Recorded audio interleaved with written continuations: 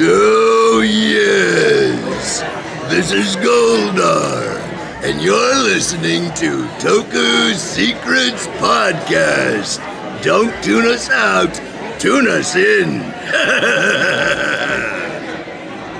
What's going on, everybody? Welcome back to the Toku Secrets Podcast presented by MSecrets.org. And today, coming at you from Rangerstop and Pop here in the great Peach State of Georgia, I have the honor of interviewing the very lovely, very talented, the very beautiful Deborah Estelle Phillips.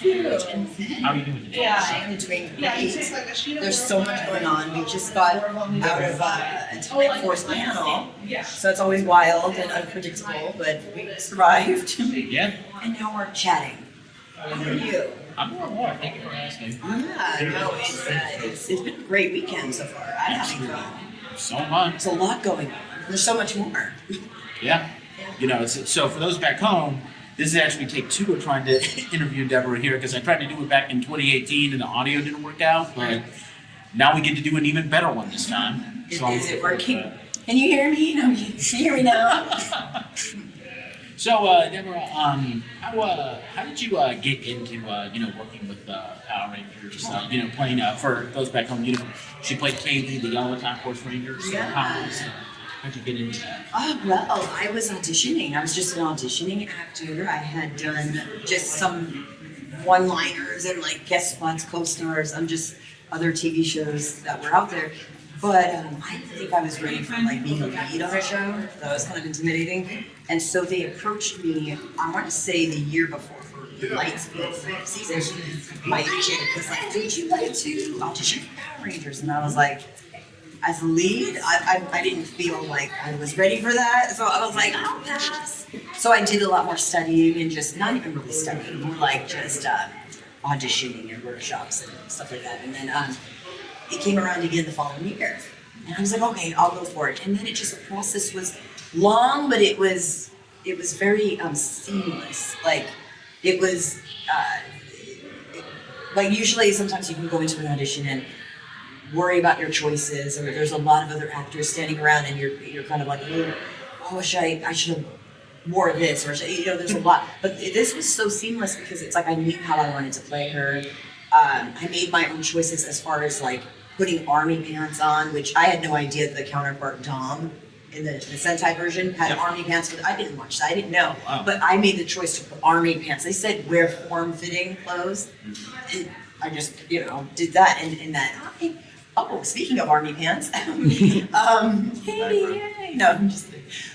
But there was this just desire to just, I don't know, it's something connected. And reading with the casting director was very, she made it safe and easy, and then it was, all right, I'll hang out or wait for the callback. I'm waiting for a callback. Usually a callback will be the next day. This took a month, and so I thought I didn't get it, but I found out that they were auditioning throughout the nation for different Rangers, and I didn't know it was for an actual Power Ranger at the time. I just thought it was just a guest spot because that was what I'm familiar with. So so even turning it down the year before, it just felt too intimidating. The way they did it was they kind of didn't throw you into it where it's like this pressure. It just was like for months. It was very like, all right, let's have a callback. Oh, it's the same thing. They didn't cast you. Okay, here's your call. And then like 5 months later, it was like, oh, this is for me. And that's when you saw the competition, and it was like, oh. But then I made it. I was like, what? But it was a really interesting process. I'm so glad. And then it just, you're in the middle of this thing. You're making a choice to create a character that doesn't exist. You're creating this character. And it's crazy because I knew that Power Rangers was a big deal. So it was kind of scary to be like, well, what if they don't like me? Like, I'm creating a choice, but what if people don't like it? It was really scary. But then 14 years later, I started doing comiccons, and I'm like, people want to dress like Katie, and it's like they see Katie as me, and I'm like, that was me. So it's kind of cool. Absolutely. Like, what? I created her. So it's cool. And people don't just like you, they love you because your season is like one of the most beloved of all the franchise. How does it feel to be part of one of the most universally beloved seasons? Blessed, because let me tell you, there's 30 seasons or so.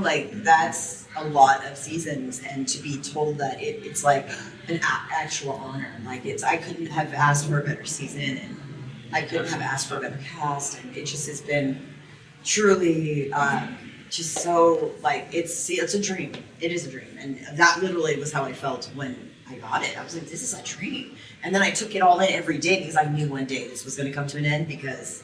All things come to an end. But then 15 years later, we get to go comiccons, and it's like, oh my gosh, I get to relive like the greatest times ever. So I love doing this. No Pun intended. No pun. Or maybe yes, so. Great.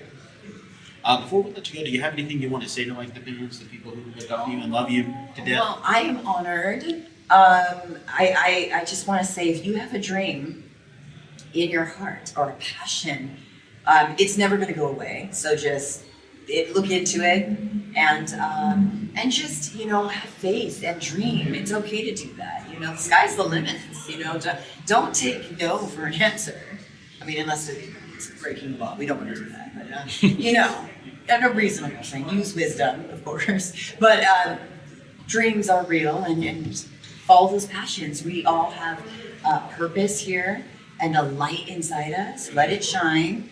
And you were here to make an impact in this world. And it doesn't matter how big or small, whatever the dream is, it's like a part of the body. Like you can't, we need that pinky toe. It's like we need the big toe, we need balance. Like don't think nothing is too big or too small. Like go for it. Don't give up on those dreams. Absolutely, guys, go for it. Thank you so much. Sure. Thank you for your time. Puns everywhere, it's too much. Thanks, everybody.